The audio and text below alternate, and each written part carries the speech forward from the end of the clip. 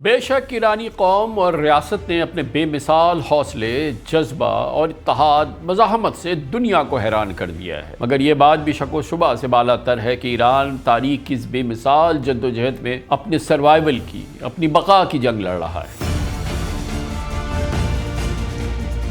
دوسری جانب امریکہ اور اسرائیل ایرانی قوم اور حکومت کا جینا دو بھر کرنے کی پالیسی پر روا دوا ہے۔ یہ دباؤ اتنا شدید اور تکلیف دہ ہے کہ آج تک ایران کا موجودہ حکومتی ڈھانچہ سپریم لیڈر آیت اللہ خامنئی کے انتقال کے 6 روز بعد بھی ان کے جنازے اور تدفین کا اعلان نہیں کر سکا، اور اس کی پشت پر اسرائیل کا دعویٰ ہے کہ وہ اس پورے عمل کو نشانہ بنائے گا اور آیت اللہ خامنئی کے جانشین اور ایران کے نئے سپریم لیڈر کو بھی زندہ نہیں چھوڑے گا۔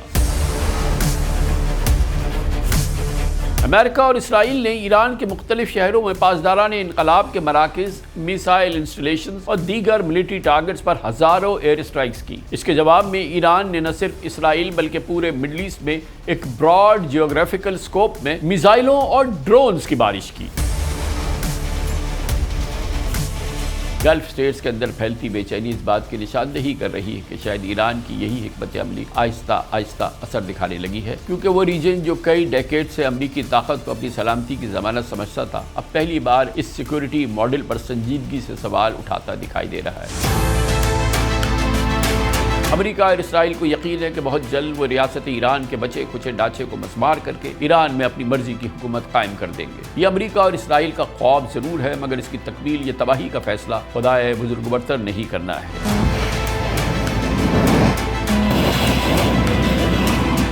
آج اگر کسی آپ سنی سے بھی پوچھیں نا تو وہ کہے گا کہ مسلمان ہونے کا حق جو ایران نے ادا کیا ہے وہ کسی ملک نے نہیں کیا کافی عرصے سے۔ تو میرے خیال سے پاکستان کے اندر ایک کنسنسس ہے سپورٹ آف ایران کا۔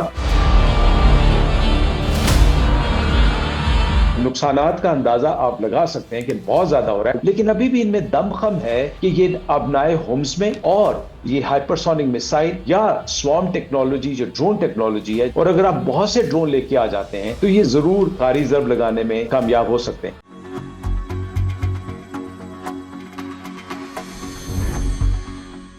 بے شک ایرانی قوم اور ریاست نے اپنے بے مثال حوصلے، جذبہ اور اتحاد مزاحمت سے دنیا کو حیران کر دیا ہے، مگر یہ بات بھی شک و شبہ سے بالا تر ہے کہ ایران تاریخ کی اس بے مثال جدوجہد میں اپنے سروائیول کی، اپنی بقا کی جنگ لڑ رہا ہے۔ دوسری جانب امریکہ اور اسرائیل ایرانی قوم اور حکومت کا جینا دو بھر کرنے کی پالیسی پر روا دوا ہے۔ یہ دباؤ اتنا شدید اور تکلیف دہ ہے کہ آج تک ایران کا موجودہ حکومتی ڈھانچہ سپریم لیڈر آیت اللہ خامنئی کے انتقال کے 6 روز بعد بھی ان کے جنازے اور تدفین کا اعلان نہیں کر سکا، اور اس کی پشت پر اسرائیل کا دعویٰ ہے کہ وہ اس پورے عمل کو نشانہ بنائے گا اور آیت اللہ خامنئی کے جانشین اور ایران کے نئے سپریم لیڈر کو بھی زندہ نہیں چھوڑے گا۔ تہران کی جنگی سوچ اس وقت انڈیورنس، ریزیلینس اور ڈیٹرنس کے اصولوں کے گرد گھومتی دکھائی دیتی ہے، یعنی ایران کا مقصد فوری اور فیصلہ کن فتح حاصل کرنا نہیں، بلکہ اس جنگ کو اس قدر طویل، مہنگا اور پیچیدہ بنانا ہے کہ اس کے مخالفین کے لیے اسے جاری رکھنا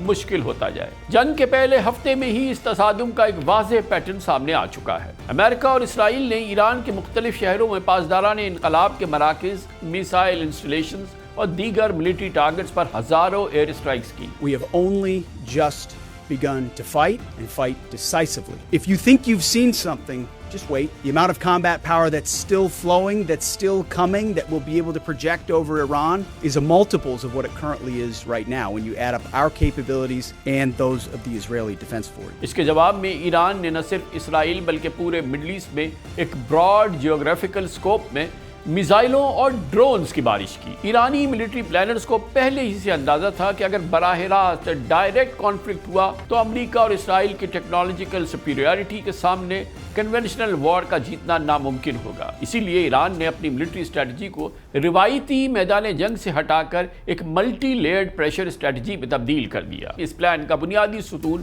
بیلسٹک میسائلز، لانگ رینج ڈرونز اور ریجن میں موجود اتحادی گروپس کا نیٹ ورک ہے۔ ان کا مقصد ملٹری انسٹالیشنز کو نشانہ بنانا نہیں، بلکہ امریکہ اور اس کے عرب اتحادیوں کے اکنامیکل اور سائیکولوجیکل کانفیڈنس کو چیلنج کرنا ہے۔ ہر وہ میزائل یا ڈرون جو جدید ایئر ڈیفنس سسٹم کو بریچ کر لیتا ہے وہ ایک سمبولک میسج ہوتا ہے۔ ایک انتہائی جدید ڈیفنس سسٹم بھی مکمل طور پر محفوظ نہیں ہے۔ جنگ کے دوران پچھلے 48 آورز میں ایک اور اہم تبدیلی سامنے آئی ہے۔ ایران نے بیلسٹک میزائلز کے بجائے اب ڈرون حملوں پر زیادہ انحصار شروع کیا ہے۔ ایرانی شہید ڈرونز امریکہ اور اسرائیل کے لیے ایک نیا اور بھرپور چیلنج بن کر سامنے آئے ہیں۔ صرف $20,000 مالیت کے ان ڈرونز کو گرانے کے لیے امریکہ اور اسرائیل کو $4 ملین تک کے انٹرسیپٹر میزائلز استعمال کرنے پڑتے ہیں۔ گویا ایران کم خرچ میں مخالفین کو کئی بلین ڈالر خرچ کرنے پہ مجبور کر سکتا ہے۔ اس جنگ نے گلف ریجن کی سیکورٹی صورتحال کو بھی غیر معمولی حد تک بدل دیا ہے۔ ایرانی کارروائیوں میں اسرائیل کے ساتھ گلف سٹیٹس میں انرجی فیسلٹیز، امریکی فوجی اڈوں اور ٹریڈ سینٹرز کو نشانہ بنایا گیا۔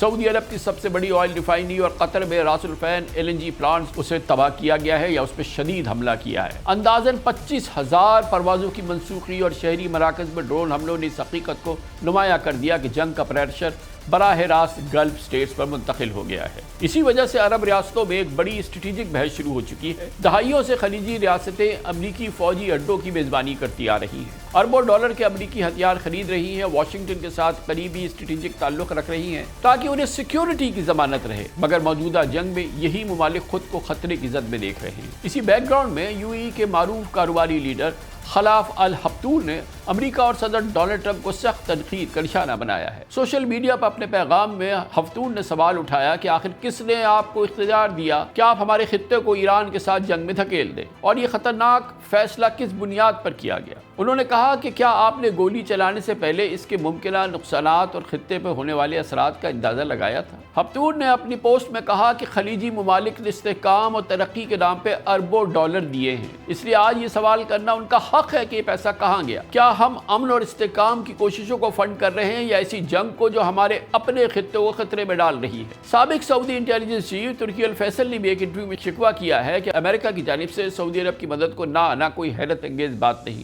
2019 میں بھی ایرانی حملوں کے بعد پریزیڈنٹ ٹرمپ نے سعودی عرب کی کوئی مدد نہیں کی تھی۔ The Kingdom of Saudi Arabia, in the last Trump administration back in 2019, if you remember, we were bombed by Iranian missiles at that time. And Mr. Trump at the time did not offer any support at that time. So it is no surprise for the kingdom that he is not coming to our help, if you like, as far as I can see. I don't know what is happening on official circles, but definitely the whole issue of more bloodshed and more destruction is anathema to the kingdom. امریکی security ضمانت پر ٹوٹنے والے بھروسے سے مسلمان عرب ریاستیں اب ایک نئی چھتری ڈھونڈنے پہ مجبور ہیں اور گلف سٹیٹس نے یورپ کی جانب دیکھنا شروع کر دیا ہے۔ کل یورپی یونین اور GCC فارن منسٹرز کا ایک ہنگامی اجلاس ہوا۔ اس کے دوران خطے میں اسٹیبلٹی کے لیے نئے تعاون کے نئے امکانات پر زور دیا گیا۔ We are of course talking about what is happening in the Middle East. Iran is exporting the war, trying to expand it to as many countries as they can to sow chaos, and we are calling for stability and seeing what we can do together. What we see in the Middle East, we see actually the same drones that are attacking Kiev every day, now attacking also the Middle East. And there actually also Ukraine can help the Gulf countries because they have developed really, drone interceptors and drone protection. So we can see also how we can put these things together to help the countries to fight back the drone attacks. دوسری جانب جنگ کے معاشی اثرات روز گہرے ہو رہے ہیں۔ Global energy market شدید پریشر میں ہے، آئل پرائسز میں نمایاں اضافہ ہے۔ 28 فروری جب جنگ شروع ہوئی، برینٹ کروڈ اس وقت تھا $72.87 فی بیرل، آج تقریباً $90 فی بیرل تک پہنچ چکا ہے۔ اسٹریٹ آف ہارموز جو دنیا کے تقریباً 5ویں حصے کے تیل اور گیس کی ترسیل کا راستہ ہے، اس وقت گلوبل کنسرنز کا مرکز ہے۔ ایران کو اس راستے کو مکمل طور پر بند کرنے کی ضرورت نہیں، صرف اس کی سلامتی کو غیر یقینی بنانا ہی گلوبل مارکیٹس کو ہلا دینے کے لیے کافی تھا۔ Is there any scenario where a shipper would let its crew and its vessel through the Strait of Hormuz, even if there were to be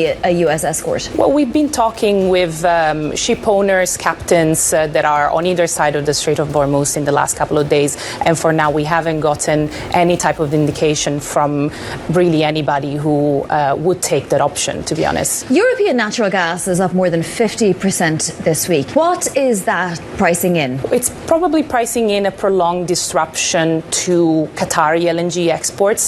That's really the big ticket item for markets right now on the gas side. Uncertainty इतनी ज़्यादा है कि खुद Trump administration ने India को 30 दिन तक Russian oil खरीदने की इजाज़त दी है। इसी दौरान गल्फ स्टेट्स में टूरिज्म, एयर ट्रैवल और बिजनेस एक्टिविटीज़ को बहुत बड़ा शदीद धचका पहुंचा है, जिससे इन अरब स्टेट्स पर इकोनॉमिक प्रेशर बढ़ रहा है। Why are you attacking your Muslim neighbors during the holy month of Ramadan? We have not attacked our neighbors. We have not attacked Muslim countries. We have attacked Americans' targets, which are unfortunately located in the soils of our neighbors. So we have made it clear for them. I have been in touch with their foreign ministers, and I have explained that we are not targeting you. We have no problem with you. We are only targeting the American installations and American bases. And the reason is obvious. But Minister, Iran is hitting civilian targets, striking hotels, high-rise apartments, airports in many of these countries. Those are not military targets. Well, no, we have targeted wherever the Americans are. Maybe there have been some collateral damages. This is what we have warned everybody in the region beforehand, that if the US attack us, we have no way but to attack their installations which are in your territories, and then everything may go out of hand, a disaster for the whole region. This is what we have warned. इस economic pressure के साथ साथ एक और अहम पहलू gulf investment का भी है। सऊदी अरब, यूएई और कतर के सॉवरेन वेल्थ फंड दुनिया के बड़े और सबसे बड़े इन्वेस्टर्स में शुमार होते हैं। इन तीनों मुल्कों ने पिछले साल अमेरिका में $3.2 ट्रिलियन की प्लेजेस किए थे, मगर हालिया जंग के बाद अब इन प्रोजेक्ट्स पर खामोशी से नजरसानी शुरू कर दी गई है, जो यकीनन अमरीकी मैशत के लिए एक इंतहाई अहम और ख़तरनाक डेवलपमेंट है। इसी दौरान प्रेसिडेंट ट्रंप के अलल टप बयान जारी है। ईरानी सुप्रीम लीडर आयतुल्लाह खामेनेई की शहादत के बाद उन्होंने कहा कि ईरान की आइंदा क़यादत के इंतकाब में अमेरिका को किरदार अदा करना है। उन्होंने कहा कि ईरान का आइंदा सदर, ईरान का आइंदा रूहानी पेशवा, सुप्रीम लीडर उनकी मर्जी का होना चाहिए। ट्रंप ने आयतुल्लाह खामेनेई के बेटे मुज्तबा खामेनेई को नाकाबिल कबूल करार दे दिया है और उसे लाइट वेट करार दे दिया है। इसराइल ने कहा है कि अगर आयतुल्लाह खामेनेई के दानिशीन के तौर पे मुज्तबा खामेनेई यानी उनके साहबजादे आते हैं तो इसराइल उनको भी निशाना बनाएगा। यानी अमेरिका अब भी ईरान में रिजीम चेंज के मकसद से पीछे हटने को तैयार नहीं। President Trump said that he has to decide and be involved in who is the next leader. What's your reaction to that? I think that's very hard. I mean, I think the president can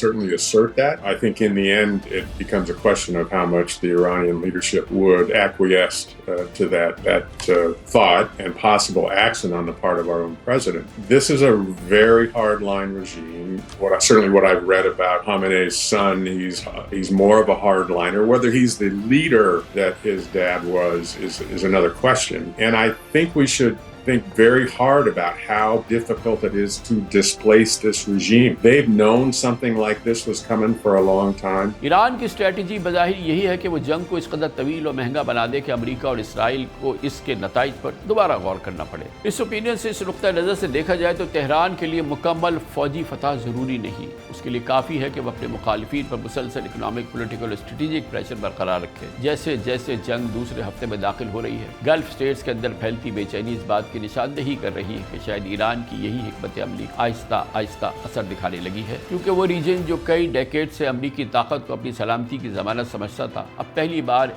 इस security model पर संजीदगी से सवाल उठाता दिखाई दे रहा है। मगर किसी सूरत में ईरान के लिए कहीं से भी इत्मीनान की खबर नहीं। एक जानिब अमेरिका और इसराइल पूरी कुव्वत से ईरान के तूल और अर्ज और दारुल हुकूमत में 24 घंटे बमबारी कर रहे हैं। ईरान की फ़िज़ाई अफ़वाज और नेवी अमेरिकन इसराइली हमलों के नतीजे में तबाह और बर्बाद हो चुकी है। बड़ी तादाद में ईरानी इकनॉमिक सेंटर्स मस्मार हो चुके हैं। तकरीबन तमाम बड़े हस्पताल मलबे का ढेर बन चुके हैं और अब पासदारान इनकलाब जानते हैं कि वो ईरान की बका की जंग लड़ रहे हैं। अमेरिका और इसराइल को यकीन है कि बहुत जल्द वो रियासत ईरान के बचे कुचे ढांचे को मस्मार करके ईरान में अपनी मर्जी की हुकूमत कायम कर देंगे। ये अमेरिका और इसराइल का ख्वाब ज़रूर है, मगर इसकी तकमील, ये तबाही का फैसला खुदाए बुजुर्ग बरतर नहीं करना है। इंतहाई अहम मौजू, इंतहाई संगीन हालात। इस पर बात करने के लिए ख़ास तौर पर पाकिस्तान के इस आलमी जंग के जो मामलात हैं, इसके असरात, उसके प्रेशर और इसके तकलीफ़ों को किस तरह से सहा जा सकता है, इस पर बात करने के लिए डॉक्टर मिफ्ताह इस्माइल हमें ज्वाइन करेंगे। 2 बार पाकिस्तान के फाइनेंस मिनिस्टर रह चुके हैं। हमारे साथ मौजूद हैं जनाब air marshal retired Arshad Malik भी, जो farmer vice chief of air staff है पाकिस्तान एयर फोर्स के, और PIA को भी लीड कर चुके हैं, चेयरमैन रहे हैं। बहुत बहुत शुक्रिया एयर मार्शल साहब, क्योंकि ये मामला जंगी है। फ़िलहाल ये फरमाइएगा कि ये कहना बिल्कुल मुनासिब है ना कि ईरान अब इस वक्त जो है वो अपने सर्वाइवल की जंग लड़ रहा है। ये वो फेज़ है जिसमें कि اس نے اس ایران کی بقا کو یقینی بنانا ہے، یا یہ کہ اس کا موجودہ جو ریاستی اسٹرکچر جو ہے وہ اس کے سامنے جو ہے وہ فنا ہوتا نظر آ رہا ہے؟ بسم اللہ الرحمن الرحیم. کامران صاحب بہت شکریہ میری اپینین لینے کے لیے. سب سے پہلے تو یہ انسانی المیہ ہے، اور نہ صرف انسانی ضمیر بلکہ امت کے ضمیر پہ بھی دستک ہے، جس کا ہمیں احساس آج نہیں تو کل کرنا پڑے گا. آپ بہت صحیح پوائنٹ آؤٹ کیا کہ جو مستقبل کا عالمی منظرنامہ ہے، اور خاص طور پہ جو خلیجی ممالک کا منظرنامہ ہے، اس میں تبدیلی آئے گی اور آنا شروع ہو چکی ہے. دیکھیں جو ابھی تک کی جنگ ہوئی ہے اس میں یقینی طور پر معاشی اور بنیادی ڈھانچہ ایران کا، میں کہنے میں حق بجانب ہوں، کافی حد تک تباہ ہو چکا ہے.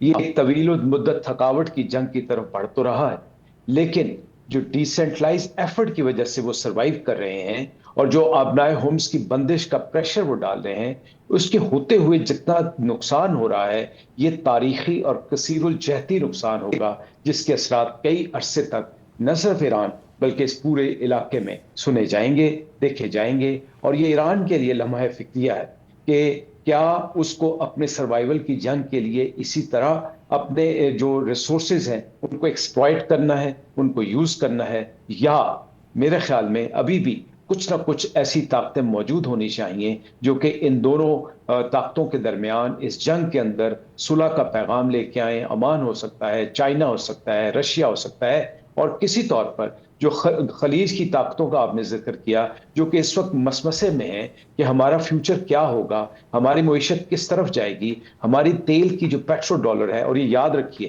کہ اگر وہ جو کچھ کماتے ہیں پیٹرو ڈالر، یہ وہی پیٹرو ڈالر ہے جو نیو یارک کی ایکسچینج میں جا کے استعمال ہوتا ہے. اسی طرح اگر آپ روس کی دیکھیں تو روس کی جو تجارت کی طرف انحصار آ رہا تھا، اس پہ جو پریشر آ رہا تھا وہ بھی ریلیز ہونا شروع ہو گیا. آپ نے اشارہ کیا کچھ سہولیات کا، تو آج جرمنی کی بھی جو ایک ذیلی کمپنی تھی ریفائنری، اس پہ بھی امریکہ نے اپنی سہولیت سینکشنز کم کی. تو میں آپ کی بات سے اتفاق کرتا ہوں، معاشی اور بنیادی ڈھانچہ تباہ رہا ہے. کیا یہ جنگ معیشت کی تھی؟ کیا یہ جنگ ایران کو ایلیمینیٹ کرنے کی تھی؟ یا اس میں مذہب کو بنیاد بنا کر کچھ مخصوص عناصر نے اپنے مفاد حاصل کرنے کے لیے دنیا کو اس میں جھونک دیا؟ مفتاح بھائی یہ فرمائیے گا کہ ماشاءاللہ 2 بار آپ فائنانس منسٹر رہ چکے ہیں، اگر آج بھی آپ فائنانس منسٹر ہوتے، یہ صورتحال آپ کے سامنے ہے، آپ کے شب و روز اس وقت کس چیز میں مصروف ہوتے؟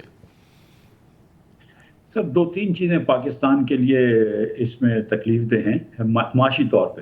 ویسے تو اگر اسرائیل کی بس چلے گا اور چل ہی رہا ہے، مطلب امریکہ کے اندر تو کمپلیٹ چلتا ہے، اور یہ جو ایران کے ساتھ ایران کو ٹکڑوں میں توڑ دے اور خدا نخواستہ سستان بلوچستان ایران کا جو ہے وہ ایک الگ فیفڈم بن جائے تو پاکستان کے لیے بہت مسئلے ہو سکتے ہیں بلوچستان میں.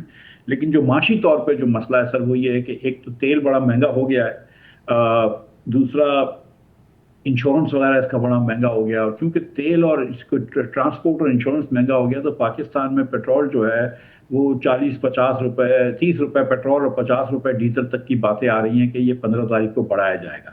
اس وقت پاکستان کے اندر ویسے تو کوئی شارٹیج نہیں ہے، ہمارے پاس 28-30 دن کا پیٹرول پڑا ہوا ہے، ڈیزل پڑا ہوا ہے، لیکن لوگ تیزی سے بھروا رہے ہیں. ہمارے جو لوگ ہیں پیٹرول پمپ والے وہ ذخیرہ اندوزی کر رہے ہیں، وہ کم بیچ رہے ہیں. آپ سب کو اگر پتہ ہے کہ 15 دن کے بعد یا 10 دن کے بعد اگر ہم 50 روپے قیمت بڑھے گی تو آپ لاکھ 2 لاکھ لیٹر لے کر اپنے پاس رکھ لیں گے ابھی، کیونکہ آپ کو 50 لاکھ کروڑ روپے کا منافع ہوگا. تو ایک بات ہے حکومت کو جو ہے وہ سب سے پہلے کہ لوکل شارٹیجز کو ختم کرنا ہے، اور لوکل جو ہے وہ پیٹرول پمپوں کو ذخیرہ اندوزی نہ کرنے دیں، اور جن کو جتنا پیٹرول چاہیے وافر دیں. دوسرا جو مسئلہ ہے وہ یہ کہ ہمارے کرنٹ اکاؤنٹ پہ ڈیفیسٹ پہ ضرور پریشر آئے گا. ہماری جو ایکسپورٹس ہیں وہ بھی تھوڑی سی کم ہوگی یو اے ای کے اندر، لیکن ہماری جو امپورٹس ہیں اس کی کاسٹ بڑھ جائے گی. پیٹرول ہو گیا، دیگر چیزیں ہو گئیں. آپ دیکھیں فرٹیلائزر کمپنیز کو ہم نے گیس دینا بند کر دی ہے تو فرٹیلائزر بھی شاید امپورٹ کرنا پڑے، تو ہماری امپورٹ بل بڑھ جائے گا، جس سے ہمارے ڈالر کے اوپر بھی پریشر، روپے کے اوپر بھی پریشر آئے گا. اور یہ تو آئی تھنک کہ اب بات طے ہے کہ انفلیشن پاکستان میں، مہنگائی پھر سے آئے گی.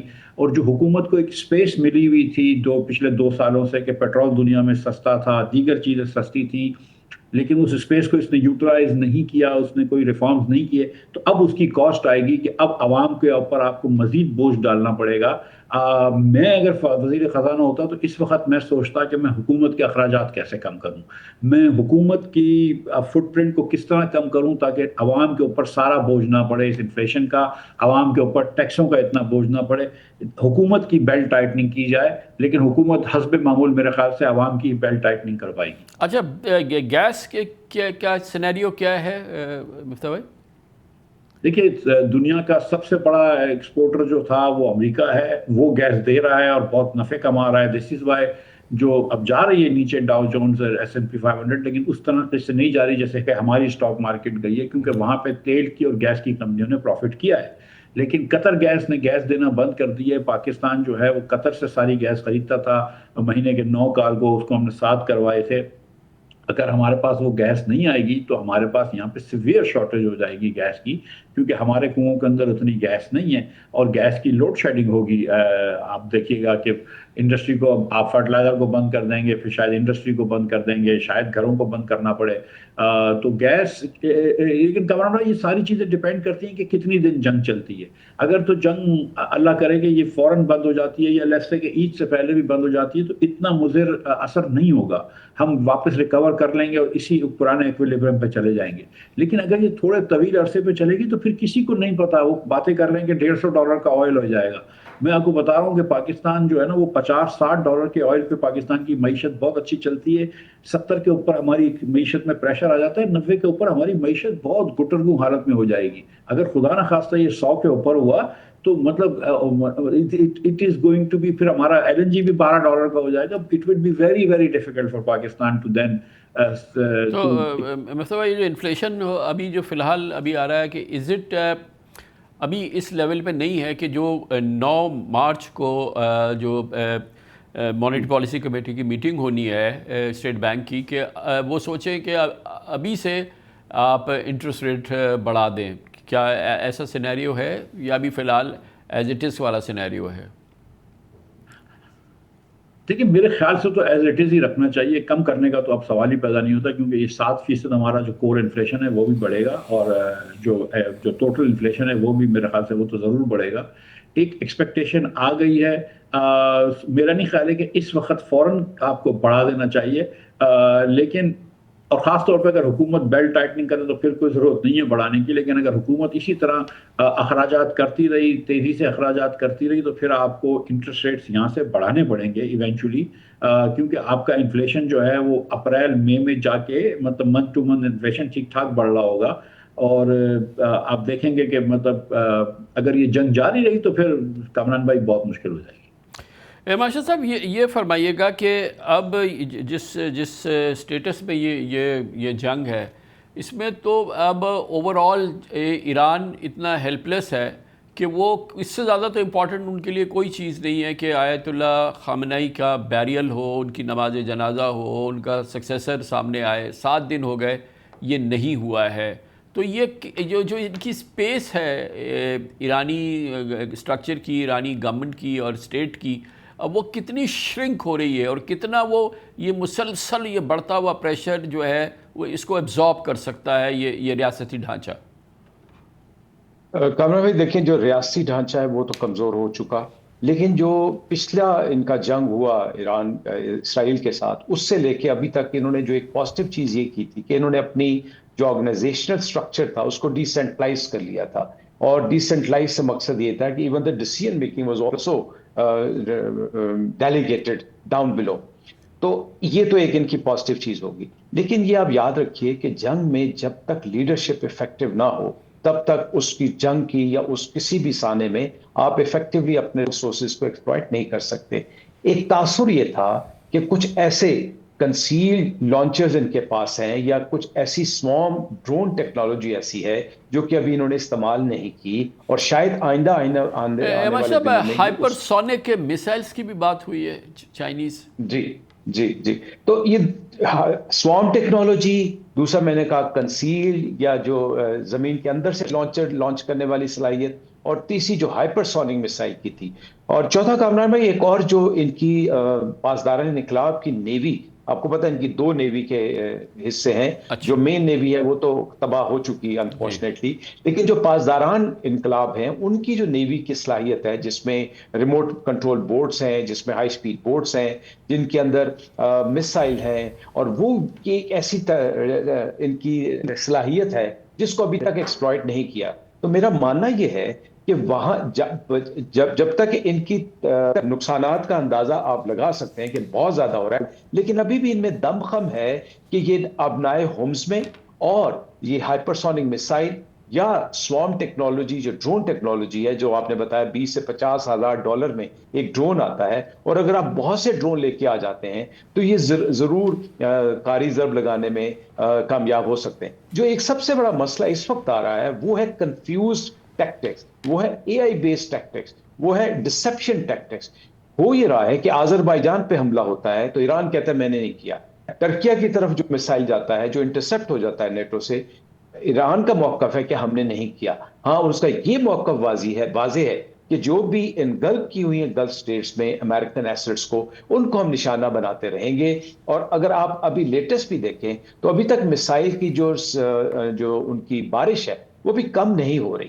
پھر میرے خیال میں جو ایک فیکٹر رہ گیا ان کی پراکسی وارز میں، جس کو حزب اللہ کہا جاتا ہے، اور ابھی بھی اس میں شاید 40,000 سے 50,000 جنگجو ہیں جن کے پاس شاید راکٹ بھی ہیں اور شاید ان کے اپنے میسائل بھی ہیں، وہ بھی ایک افیکٹو یوز ہو سکتا ہے. لیکن انفارچونیٹلی یہ حقیقت ہے کہ ایران کا بہت زیادہ نقصان ہوگا جس کا شاید انہیں بھی اتنا اندازہ نہیں. تو یہ اب ہماری جو انٹرنل سچویشن ہے، خاص طور پہ اکانومی کے حوالے سے، اور ہم جتنے پریشرز میں ہیں، اور پھر یہ کہ جو ریجنل سچویشن ہے وہ اپنی جگہ پہ، مثال کے طور پہ جو گلف سٹیٹس ہیں وہاں پر جتنا پریشر آ رہا ہے وہ بھی ہمارے لیے امپورٹنٹ ہے، کیونکہ ہمارے جو ریمیٹنسز ہیں ان کی سب سے بڑی سورس سعودی عربیہ، UAE، قطر یہی ہیں.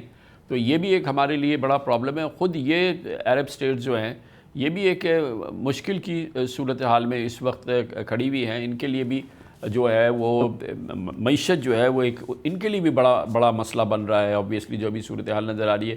تو یہ جو ایک ہمارا فیکٹر ہے عرب سٹیٹس کا، اور ہمارا جو ان پہ دار و مدار ہے، یہ کتنا امپورٹنٹ ہے؟ یہ بہت زیادہ اہم چیز آپ نے پوائنٹ آؤٹ کی. دیکھیں، ہم بار بار صرف تیل اور گیس کی قیمتوں کی بات کر رہے ہیں، جبکہ ہمیں یہ بھی اسٹیبلش فیکٹ ہے کہ ابنائے ہوم سے دنیا کی جو لاجسٹکس چین ہے یہ اس میں ایک ریڑھ کی ہڈی کی حیثیت رکھتی ہے. 1 سیکنڈ کامران بھائی، میں ایک بات کہہ کے واپس اپنے ریجن پہ آؤں گا. دوسری بات جو ہے کہ جو مہاجرین کی فلو ہو سکتا ہے پاسبلی، جو کہ آپ نے دیکھا لیبنان سے سیریا میں واپس آنا شروع ہو گیا ہے، تو یہ جو یورپین یونین ہے یا خلیج کے ممالک ہیں ان کے اندر بھی ایک بہت بڑا یہ خطرہ لاحق ہو سکتا ہے. اب اگر میں اپنے پاکستان کی بات کروں تو مفتاح بھائی کے ہوتے ہوئے ظاہر معیشت کے اوپر تو میں کچھ نہیں کہوں گا، انہوں نے بہت بردباری کے ساتھ دانشمندانہ طریقے سے سارے چیز کو ایکسپلین کیا. لیکن ہمارے لیے 2-3 مسائل ہیں. پہلا ہے سیاسی یا فقہی لحاظ سے. آپ کو پتہ ہے کہ ہمارے ہاں شیعہ سنی، whether we like it or not, there is a differentiation. So, but alhamdulillah, as far as we are concerned, till date, we are not going against anything onto that front.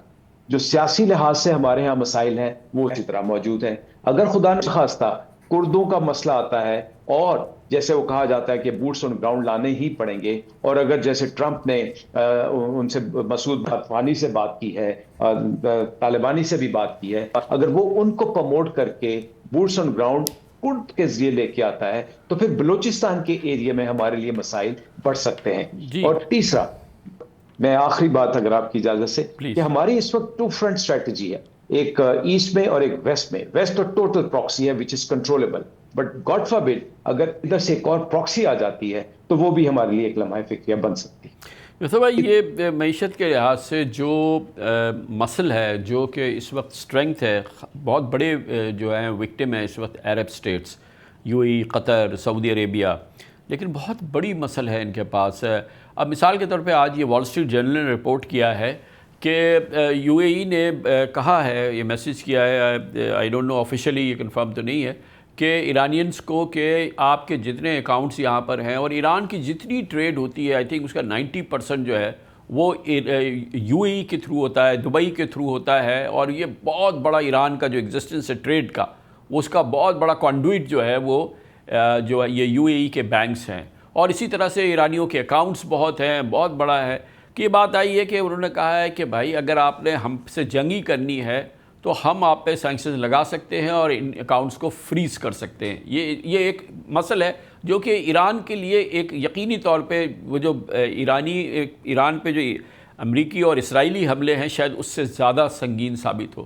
دوسری جانب اسی صورتحال میں ان کے پاس مسئلہ ہے، UAE کے پاس مثال کے طور پہ سعودی عربیہ اور قطر میں، کہ بڑی انویسٹمنٹ پلیجز کیے ہوئے ہیں 3 ٹریلین سے زیادہ کے US کے اندر پریزیڈنٹ ٹرمپ کے آنے کے بعد، اور وہ AI کے اندر جتنی بڑی میجر انویسٹمنٹ ہے جس سے یہ AI کی جو پوری گاڑی چل رہی ہے وہ بہت زیادہ سینٹرڈ ہے آن گلف منی۔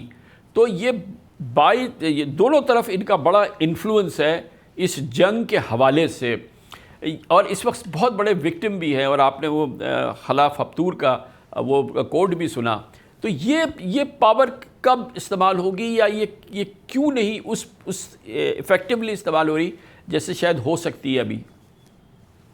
کمران بھائی دیکھیں، جو آپ فائنینشیل دبئی کے اندر جو ایران کی کمپنیاں فائنینشیل ٹریڈ کرتی ہیں ڈارک منی کہہ لیجیے یا سینکشنز کو ایویڈ کرنے کے لیے، اس سے ایران کو تو بہت فائدہ ہوتا ہے، لیکن دبئی کو بھی فائدہ ہوتا ہے نا۔ دبئی کی تو معیشت چلتی اس لیے ہے کہ ہندوستان پاکستان میں کسٹم ڈیوٹیاں زیادہ ہیں، ٹیکسز زیادہ ہیں، یہاں سے لوگ چلے جاتے ہیں، کہیں جنگ ہو جاتی ہے، سیریا میں جنگ ہوتی ہے، دبئی میں ریل اسٹیٹ کی مارکیٹ بڑھ جاتی ہے، ایران میں جنگ ہوگی، دبئی میں ریل اسٹیٹ کی مارکیٹ بڑھ جائے گی، یوکرین میں جنگ ہوئی، دبئی میں مارکیٹ بڑھ گئی۔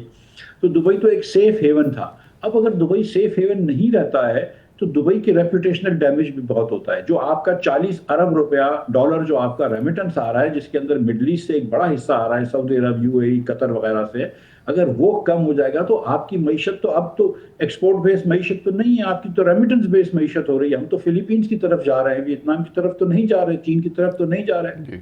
جہاں تک ٹرمپ کا تعلق ہے، میرے خیال سے دیکھیں UAE نے ٹرمپ کی کمپنی میں 49% شیئر خریدا، ان کی جو اس کی کمپنی ہے کرپٹو کرنسی کی، اور ٹرمپ بالکل دیکھتے ہیں اسٹاک مارکیٹ کو، اور اس کو اسٹاک مارکیٹ کو بہت کلوزلی فالو کرتے ہیں، اور مجھے لگتا ہے کہ اگر اسٹاک مارکیٹ وہاں پہ گرتی رہے گی یا تیل مہنگا ہوتا رہے گا، امریکہ میں انفلیشن بڑھے گا، تو آئی تھنک کہ Trump will have a rethink on Iran, because اس جنگ میں مجھے امریکہ کا تو کوئی آبجیکٹو نظر نہیں آ رہا ہے، اسرائیل کا آبجیکٹو نظر آ رہا ہے کہ ایران کو تباہ کر دو، اور کیونکہ ایران جو تھا اس سے ایگزسٹینشیل فیئر تھا UAE کو بھی، سعودی عرب کو بھی، تو وہ بھی تھوڑے سے اگر خوش نہیں تھے تو کم از کم ناراض نہیں تھے اس ایکشن سے۔ لیکن اب جو ہے وہ ایران اکیلا تباہ نہیں ہو رہا ہے، اس نے کہا کہ ہم تمہارا بھی ریپوٹیشنل ڈیمیج کریں گے، تو دوسرے ممالک کا بھی یہ حال ہے۔ دیکھیں ہم ایک دم نئی دنیا میں ہیں، سچ بتاؤں آپ کو یہ بڑا مشکل ہو جائے گا، اور پاکستان جیسا ملک جو کہ ویسے ہی معاشی طور پہ بہت کمزور ہے، جہاں پہ پچھلے 6 سالوں میں غربت بڑھ گئی ہے، جہاں پہ ہم مہنگائی جب کنٹرول کرتے ہیں تو ہم غریب لوگوں کی کاسٹ پہ کنٹرول کرتے ہیں، جب ہم اکنامک اسٹیبلٹی لے کر آتے ہیں تو غریب لوگوں کو غریب کر کے اسٹیبلٹی لے کے آتے ہیں، اس کے پاس تو اب گنجائش ہی نہیں ہے۔ 6 سال میں اتنا ہم نے نچوڑ لیا عوام کو کہ اب مزید گنجائش نہیں ہے۔ اگر شہباز شریف صاحب پچھلے 4 سالوں میں جبکہ دنیا کے اندر حالات اچھے تھے گروتھ نہیں دے سکے تو اب کیا دیں گے؟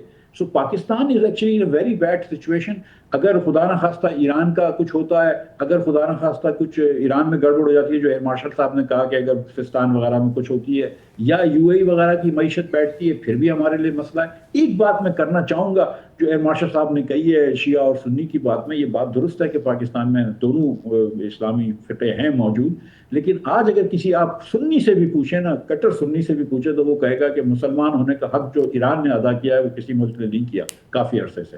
سو میرے خیال سے پاکستان کے اندر ایک کنسنسس ہے سپورٹ آف ایران کا، جو کہ شاید ایران کا رجیم جو تھا نا، اس میں اگر آپ فری ووٹ کراتے تو 80% لوگ ایران کے رجیم کے خلاف ایرانی ووٹ دیتے۔ ایران کا رجیم جو تھا، اس نے ابھی کوئی 8000 آدمی مارا ہے، وہ ذرا بھی ڈیموکریٹک نہیں تھا، وہ ڈکٹیٹوریل تھا، ٹوٹلیٹیرین تھا، اور اگر ان کے بیٹے کو بنائیں گے 40 سال سے، تو خمینی صاحب تھے، اب ان کا بیٹا آ جائے گا تو وہ بھی بڑا ہارڈ لائن ہوگا۔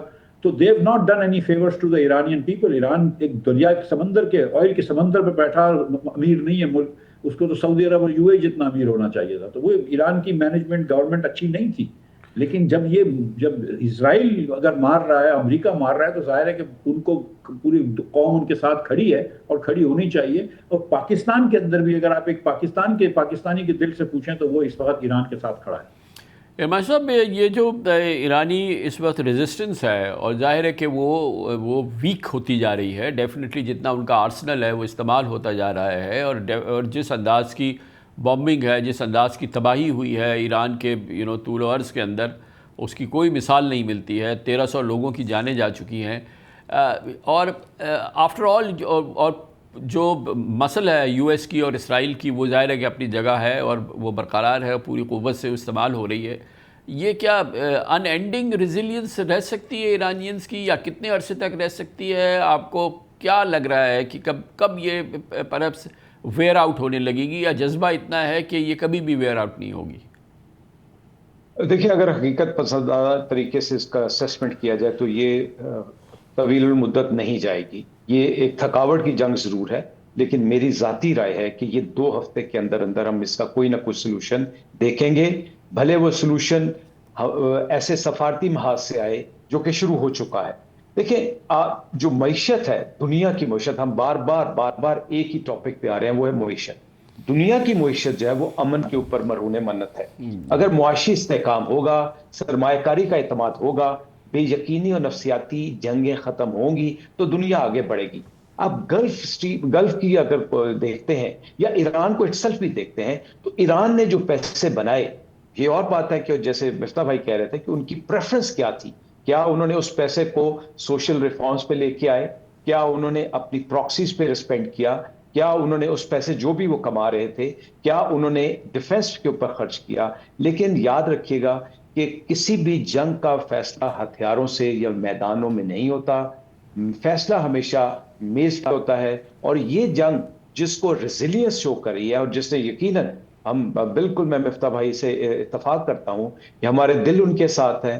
ہم یہ سمجھتے ہیں کہ یہ جو 10 سے 11 تھنک ٹینک یہود کے اس وقت امریکہ میں بیٹھے ہوئے سوچ کر رہے ہیں، پلان کر رہے ہیں، اور یہ جو کہا جاتا ہے کہ ٹرمپ کے اوپر $300 ملین کی انویسٹمنٹ ہوئی، ایپسٹین کا پریشر آیا، تو 40 سال سے یہودیت نے ایک مذہبی رنگ بنانے کی کوشش کرتے کرتے یہ دنیا کو اس نہج پہ لے آیا.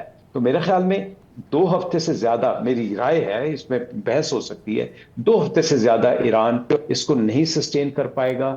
وہ ضرور تنگ کرتا رہے گا، اور خاص طور پہ خلیجی ممالک پہ ایک پریشر آئے گا جن کو اپنی دانشمندانہ سوچ کے لیے اس میں ایکٹیو ہونا پڑے گا. مگر وہ پریشر بھی ہے ماشاء صاحب بہت ہی زیادہ کاؤنٹر پروڈکٹیو ہے نا. وہ بہت ہی زیادہ، ایک طرف تو امریکہ اور اسرائیل کا ہے، لیکن جن ملکوں پہ وہ ان کے ڈرونز آ رہے ہیں، جس ملکوں پہ ان کے میسائلز آ رہے ہیں، جن کا امیج تہس نہس ہو رہا ہے، جن کی اکانومی تہس نہس ہو رہی ہے، وہ بھی ہاتھ پہ ہاتھ رکھ کے بیٹھیں گے تو نہیں نا. اور اس پوری صورتحال میں وہ پھر after all there is another day as well, day after بھی ہے نا. جب یہ رک جائے گی جنگ تو پھر آپ کو دنیا کے ساتھ انٹیگریٹ ہونا ہے، اپنی اکانومی کو چلانا ہے، یہ گلف سٹیٹس کے ساتھ بھی کام کرنا ہے، ویسٹ کے ساتھ کرنا ہے، at the end of the day امریکہ کے ساتھ بھی کرنا ہوگا. تو کہیں سے کوئی پلان بی بھی تو ہونا چاہیے، کہ فال بیک بھی تو ہونا چاہیے، یا ہوگا جو اس وقت لوگ ظاہر ہے جذبات میں، نظریات میں، انتقام میں اس وقت جو ہیں وہ ظاہر ہے کہ ان کے پاس کوئی چارہ نہیں ہے کہ آخر دم تک لڑیں. لیکن after all there is day after. دیکھیں، میں اس لیے یہ بات کہتا ہوں کہ اگر گلف کنٹریز اس طرف نہیں سوچ رہے ہوتے تو دیکھیں ان کی آلریڈی پینسویلا شیلڈ فورس موجود ہے، جس کو 2013 میں انہوں نے ایکٹیو کر کے ایکٹیو فورس بھی کیا. ابھی تک کوئی اس کے خد و خال سامنے نہیں آ رہے یا اس کو ایکٹیویٹ نہیں کیا جا رہا. جو عالمی منظرنامہ اس وقت آ رہا ہے وہ عالمی منظرنامہ سوائے معیشت کی بحالی کے لیے، اور میرے خیال میں تو ایک اور سبجیکٹ پہ بھی ہمیں ضرور سوچنا چاہیے کہ اس عالمی منظرنامے میں جو بلاکس بنیں گے، جو امریکہ کی ایک سپرمیسی تھی، وہ بھی ہٹ ہونے جا رہی ہے میرے ذاتی رائے میں. اور یہی عرب سٹیٹ وہ ضرور اس نقطے پہ آئیں گی، اور اس نقطے پہ آنے کے لیے وہ اس جنگ میں ایکٹیو ہوں گی. عمان جو کہ ہمیشہ سے سوئٹزرلینڈ کا کردار ادا کرتا ہے، میری رپورٹ کے مطابق وہ آلریڈی ایکٹیو ہو چکا ہے. سملرلی رشیا اور چائنا بھی اس میں ایکٹیو ہیں، بیکاز اگین اکانومی اورینٹڈ کے لحاظ سے چائنا کا بہت بڑا اس میں سٹیک ہے. میری ذاتی رائے ہے کہ انشاءاللہ اللہ کے فضل سے، کیونکہ انسانیت کا بحران ہے، انسانی جانوں کا ضیاع ہو رہا ہے، سو 2 سے 3 ہفتوں کے دوران ہم کچھ نہ کچھ پازیٹیوٹی اس میں انشاءاللہ دیکھیں. نظر ڈالیں مفتاح بھائی، یہ گلوبل اکانومی کی بھی ہم بات کر لیتے ہیں، کیونکہ ظاہر ہے کہ کانسیکوینسز، ہماری تو چھوٹی اکانومی ہے، اس لحاظ سے بہرحال ہمارے لحاظ سے بڑے کانسیکوینسز ہیں، لیکن جو گلوبل اکانومی کے اوور آل کانسیکوینسز ہیں وہ کتنے نظر آ رہے ہیں, کتنے بیئریبل ہیں. مثال کے طور پہ یورپ میں اب جو ہے وہ یہ گیس کی شارٹیج کی وجہ سے اور یہ انرجی کرائسس کی وجہ سے پرائسز بڑھنی شروع ہو گئی ہیں. انرجی کی پرائسز بہت تیزی سے بڑھ رہی ہیں. یورپین اکانومیز جو ہیں بہت سفر کر رہی ہیں, آلریڈی بہت برا حال ہے. امریکہ کے ساتھ ان کی کوئی رغبت نہیں ہے, کوئی اب انسیت بالکل نہیں رہی ہے. اور دوسری جانب یو ایس پہ بھی پریشر, وہ کیا پریشر ہے جو کہ وہ سہ سکتے ہوں, مگر بہرحال یہ جو گلوبل پریشر ہے, جو اکانومی پہ پریشر آ رہا ہے, وہ کتنا فورس کرے گا ٹرمپ کو اور یو ایس کو کہ وہ ریمپ آف کو ڈھونڈے اور فیس سیونگ کے بعد کسی صورت سے اگر یہ نیگوسیشن کا راستہ بن رہا ہے, ایران تو ظاہر ہے مجبور ہے کہ ابھی اس کو بات کرنی پڑے گی, تو اس کو کسی صورت سے جلد از جلد جو ہے اس معاملے کو ریزالو کریں.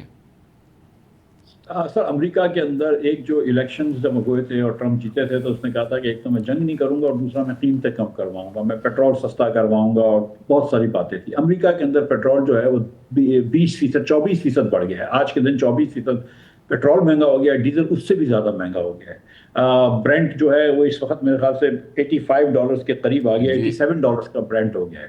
آپ کا ڈاؤ نیچے جا رہا ہے, آپ کا S&P 500 نیچے جا رہا ہے. ٹرمپ اگر کوئی ایک چیز کو دنیا میں اگر وہ ٹرمپ کسی کی توقیر کرتا ہے یا کسی کو عزت دیتا ہے تو اسٹاک مارکیٹ اور گیس پرائسز ہیں, وہ دونوں طرف غلط طرف جا رہے ہیں ٹرمپ کے حساب سے. ان کا نومبر میں الیکشن آنے والا ہے, وہ ایک بڑا پریشر ہو جائے گا. کل بھی انہوں نے اپنی ہوم لینڈ سیکیورٹی کی سیکرٹری کو فائر کیا ہے, کرسٹی نوم نے, جس نے اپنے ایک جہاز بھی خرید لیا تھا اور جس میں پلنگ وغیرہ لگے ہوئے تھے اور بہت سارے اور مسائل تھے. تو مطلب ٹرمپ بھی ایک پولیٹیکل اینیمل ہے جس کو پریشر آتا ہے, اور پولیٹیکل پریشر آ رہا ہے امریکہ میں, مہنگائی بڑھ رہی ہے اور اسٹاک مارکیٹ نیچے جا رہی ہے.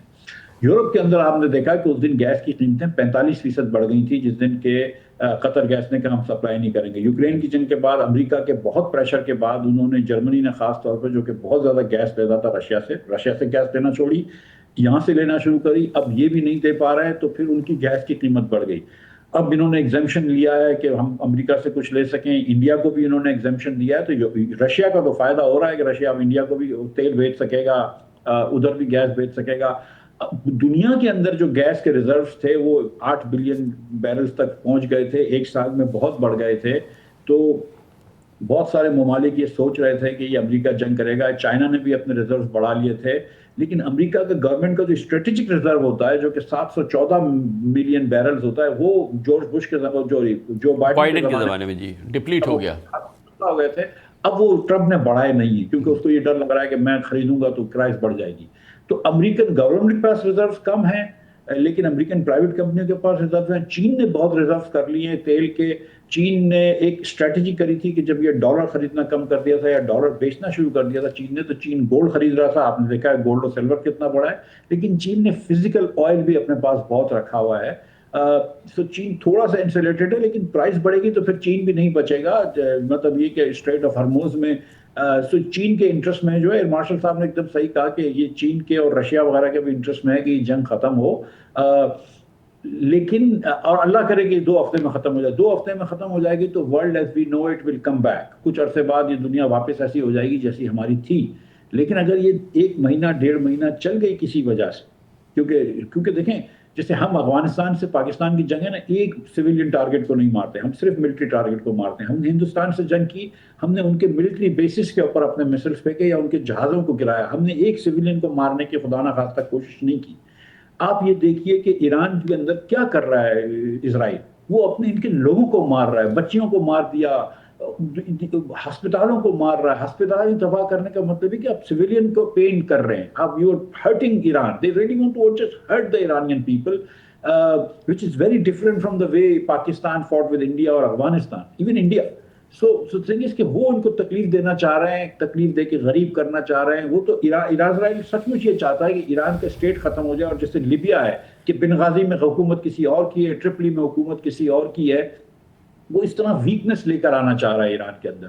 اور شاید ایک آدھ عربی ملک بھی ایسا ہو کہ جو چاہتا ہو کہ ایران بہت زیادہ ویک ہو جائے, ورنہ اگر ایران کے اندر یہ اسلامک ریپبلک رہ جاتی ہے ود اے سپریم لیڈر, تو Iran is a wounded tiger. میں اب وہ مطلب they are not happy with the Middle Eastern countries. یہ میں آپ کو شور کر رہا ہوں. تو مارشل صاحب, آپ کو بھی لگتا ہے کہ U S and Israel whether they succeed or not they are going for a kill? یس، اس میں کوئی شک نہیں. دیکھیں کامران بھائی، یہ صہیونیت جو ہے یہ ایک سیاسی تحریک تھی، لیکن ایک نو آبادیاتی اور غاصبانہ نظریے کے تناظر میں انہوں نے اس کو جنگ کا تاثر دینا شروع کر دیا. آپ دیکھیں یہ جو آرمیگڈان کا تصور آنا شروع ہو گیا، اور ابھی ایک سوشل میڈیا پہ ایک اور بات چل رہی ہے کہ شاید مسلمانوں کو یورپ سے نکالا جائے. ایک اور بات یہ چل رہی ہے کہ یہ ظہور مہدی کی طرف، حضرت عیسیٰ علیہ السلام کی طرف سے اشارہ کر کوئی خدا نخواستہ ٹرمپ جیسے آدمی کو مل رہے ہیں.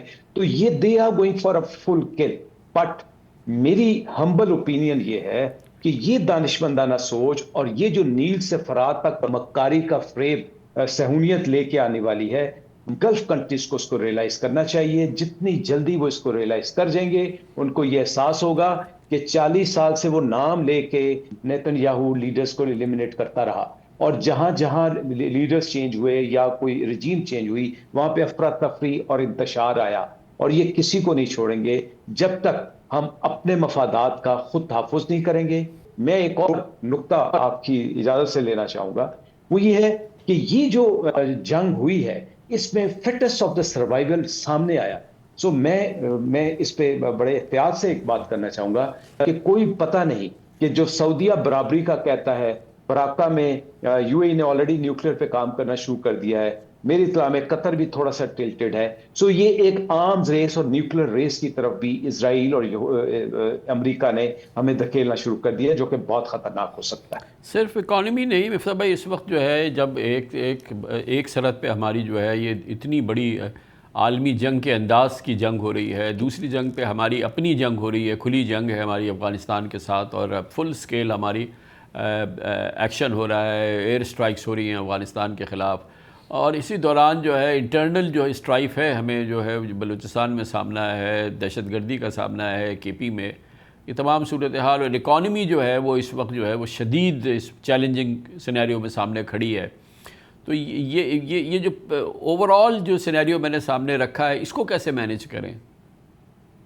سر دیکھیں، بی ایل اے کی ٹیررزم کو تو ہم سب لوگ کنڈیم کرتے ہیں، اور اس کو بالکل ہم یہ سمجھتے ہیں کہ ہندوستان بھی مدد کر رہا ہے، لیکن بلوچستان میں ریاست کی اپنی غلطیاں بھی ہیں. ہم کو وہ غلطیاں تسلیم کرنی پڑیں گی. بلوچستان میں احساس محرومی کم کرنا پڑے گا، لوکل لیول پہ پاور دینا پڑے گا. 95% بلوچستان ایریا بی رکھ کر اگر فوج چلا رہی ہو تو یہ سسٹینیبل نہیں ہے اتنے عرصے بعد. آپ کو بلوچستان کے جو لیجیٹمیٹ لیڈر ہیں، پولیٹیکل لیڈر ہیں، مالک بلوچ جیسے، اختر مینگل جیسے، ٹھیک ہے وہ اس وقت تھوڑے سے ناراض ضرور ہیں، لیکن ان سے آپ کو کوئی نہ کوئی مفاہمت کا راستہ نکالنا پڑے گا. So I am very clear کہ Balochistan is a big problem for us, but ہم کو کوئی نہ کہیں اپنی غلطی بھی تسلیم کرنی پڑے گی. بی ایل اے سے ہم بات نہ کریں، ٹیررسٹ سے بات نہ کریں، لیکن لیجیٹمیٹ پولیٹیکل لیڈر سے تو بات کریں نا. ہم اپنی مرضی کے جو ہیں وہ پپٹ کھڑے کر دیں اور بولیں کہ یہ لیڈر ہے تو وہ لیڈر نہیں ہے. T T P is a big problem in Pakistan. اس کا میرے خیال سے جو کر رہے ہیں افغانستان میں یہ صحیح کر رہی ہے ہماری فوج. اللہ نے چاہا تو انشاءاللہ ان کو پتہ نہیں کامیابی جلدی ملتی ہے دیر سے ملتی ہے، لیکن مجھے اس کے علاوہ کوئی راستہ نظر نہیں آتا کہ کیونکہ ہم یہ جانتے ہیں کہ افغانستان کے اندر سے یہ مسئلے آ رہے ہیں، اور افغانستان جو ہے وہ طالبان کا یہ جو ہم نے ایک فکشن دنیا کو بیچا تھا اور اپنے آپ سے خرید لیا تھا کہ افغان طالبان اور پاکستانی طالبانوں میں کوئی بہت فرق ہے، کوئی بہت فرق نہیں ہے. وہ اس طرف رہتے ہیں، بارڈر کے اس طرف رہتے ہیں، وہ طالبان مائنڈ سیٹ کے لوگ ہیں، ان سے ہم کو لڑنا پڑے گا. لیکن یہاں پہ اگر ہم تھوڑی سی لوکل مفاہمت بھی کر لیں، سیاسی مفاہمت، میں بات کر رہا ہوں پی ٹی آئی اور حکومت کی، تو وہ بھی ہمارے لیے اچھا ہوگا. اب یہ بڑی عجیب سی بات تھی کہ جس دن پرائم منسٹر صاحب نے فرمایا کہ آئیے میرے دفتر آ کے آپ بیٹھیں اور میں آپ کو ان کیمرہ بریفنگ دیتا ہوں جنگ کے بارے میں، تو leader of the opposition senate اور نیشنل اسمبلی کے محمود خان اچکزئی صاحب اور راجہ عباس ناصر صاحب نہیں تشریف لے گئے. میرے خیال سے ان کو چلے جانا چاہیے تھا، لیکن آن دا ادر ہینڈ ان کا پوائنٹ بھی ہے کہ ہم کو عمران خان سے ملنے دو، تو وہ بھی کوئی اتنی بڑی بات نہیں ہے. تو دونوں طرف سے تھوڑی سی لچک دکھانی چاہیے. دنیا کہاں پہنچ رہی ہے. ہم اگر عمران خان سے اس کی بہنوں کو ملنے دیں، عمران خان سے اس کے لیڈران کو ملنے دیں، تو کوئی قیامت نہیں آ جائے گی. عمران خان صاحب اگر گالی گلوچ کرنا چھوڑ دیں اپنے ٹویٹر پہ تو بھی کوئی قیامت نہیں آ جائے گی. کہیں اپنی ایگو سے آگے نکل کر اگر ہم تھوڑا سا ملک کا اس وقت بھی نہیں سوچ سکتے تو پھر ہم کو یہ سوچنا چاہیے کہ یہ ہمارے لیڈران جو ہے نا یہ اپنے انا کے اوپر زیادہ ہیں اور اس ملک کے مفاد کے لیے کم ہیں. ماشاء صاحب، آپ کی موجودگی سے فائدہ ظاہر ہے کہ آپ کی بہت ماشاءاللہ ایکسپیرینس ایکسپرٹیز ہے. یہ جو افغان کیمپین ہماری چل رہی ہے، الحمدللہ میں اس شو میں اکراس دا بورڈ لوگوں سے بات کرتا ہوں اور لیڈرشپ سے بات کرتا ہوں اور ملٹری لیڈر سے اور اکانومی کے لیڈر سے اور ڈپلومیٹ سے، ایک چیز میں نے دیکھی ہے کہ بہت ہی زبردست کنسنسس ہے پاکستان میں، خاص طور پہ یہ جو ہماری کیمپین افغانستان میں ہو رہی ہے کہ ان کو سارٹ آؤٹ کرنے کے لیے اگر ہم یہ ملٹری آفینسو کر رہے ہیں، ہم یہ ایئر آفینسو خاص طور پہ اوبیسلی کر رہے ہیں، تو اس کی بڑی سپورٹ ہے، اور یہ بڑا پاکستانی کہتے ہیں کہ انف از انف، ہمیں ان کو جو کچھ بھی کر واٹ ایور اٹ میں ٹیک، ہمیں ان کو we must take them out, ابھی جیسے مفتاح بھائی نے بھی کہا. تو واٹس یور ٹیک ماجد صاحب، کیا اب تک کی جو کیمپین چل رہی ہے اس کی کیا خبریں آ رہی ہیں؟ ظاہر air force is leading again, we all Pakistanis are immensely proud of our forces, and it's definitely Pakistan Air Force, we are hugely proud of our Air Force.